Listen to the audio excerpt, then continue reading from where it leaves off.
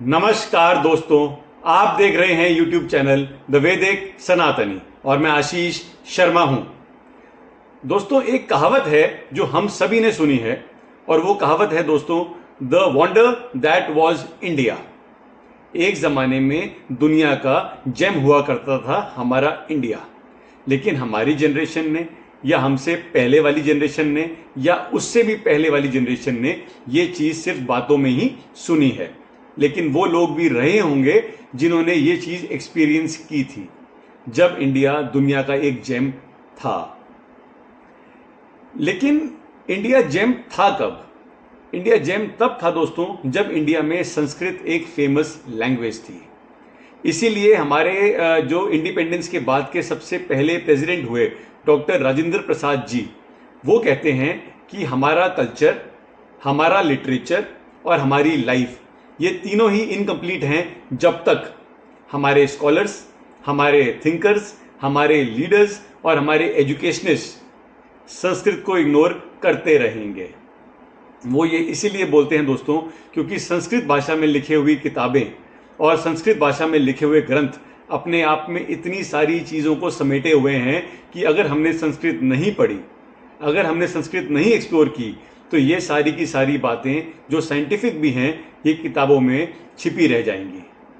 हमारा आज का टॉपिक है दोस्तों, एज ऑफ अर्थ। ये उन सवालों में से है जिसने साइंस को सबसे ज़्यादा तंग किया है। जब साइंस बहुत तंग हो रही थी इसका जवाब ढूंढने के लिए, तब पैरेलल वर्ल्ड में सनातनी ग्रंथों ने एक फिगर दिया हुआ था। सनातन के हिसाब से जो धरती की एज है वो है समवेयर अराउंड 200 करोड़ साल।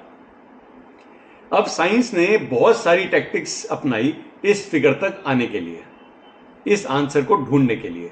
साइंस ने की फिजिकल स्टडीज, साइंस ने की एस्ट्रोनॉमिकल स्टडीज, साइंस ने की हिस्टोरिकल स्टडीज और साइंस ने की जियोलॉजिकल स्टडीज।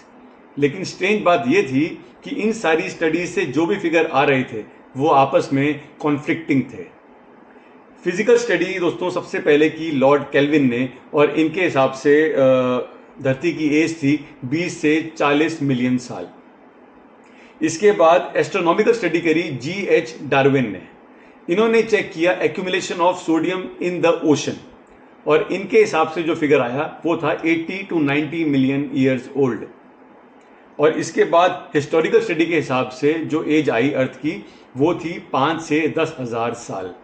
अब ये सारी की सारी स्टडी साइंटिफिक ही थी, लेकिन इनके फिगर्स आपस में मैच नहीं कर रहे थे। ये सारे आपस में एक दूसरे को कॉन्फ्लिक्ट कर रहे थे और साइंस एक फिगर पे नहीं आ पा रहा था। लेकिन फाइनली एक ऐसी स्टडी मिली साइंस को जिसका नाम था रेडियो एक्टिविटी।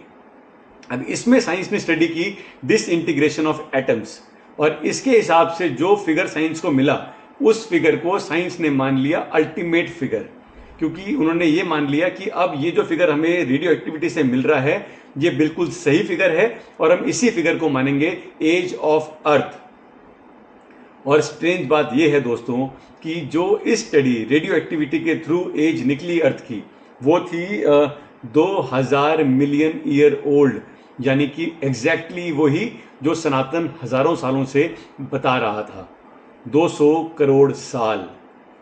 संस्कृत का एक्सप्लोर होना और संस्कृत का हमारी जनरेशन्स को पढ़ना बहुत ज़रूरी है, क्योंकि जो बातें संस्कृत ने अपने आप में समेटी हुई हैं उसको साइंस आज भी ढूंढने की कोशिश कर रहा है। आशा करता हूं दोस्तों आपको आज का ये वीडियो, जिसमें हमने ये बताने की कोशिश की है कि कैसे साइंस को इतने साल लग गए उस बात को बताने के लिए जो सनातन हजारों सालों से बता रहा था, लेकिन हम उस बात को मान नहीं पा रहे थे, सुनने में मज़ा आया होगा।